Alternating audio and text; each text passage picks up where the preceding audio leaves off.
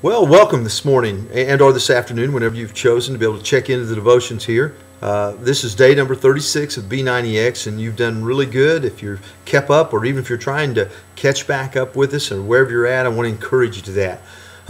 Today we're reading the book of Nehemiah, which to me is, man, it's just so exciting because we get to look inside the heart of a man who is heartbroken about his hometown and about his nation of people, his family back in Jerusalem.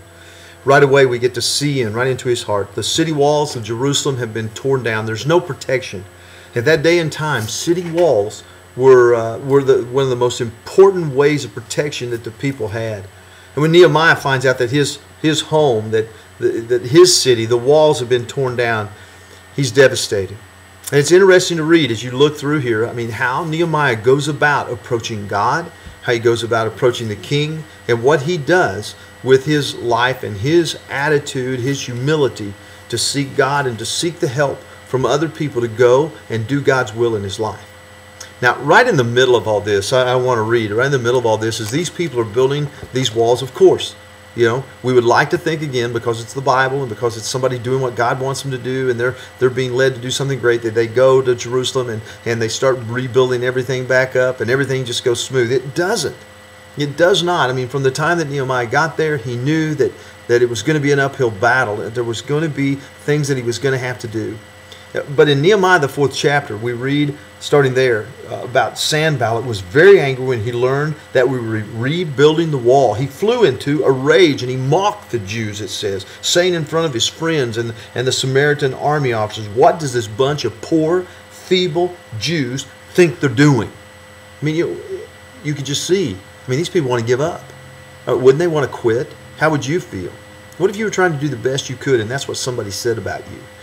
But you go on down, and it says here in the 4th verse, listen to these words. He says, "Then I prayed, hear us, O our God, for we are being mocked.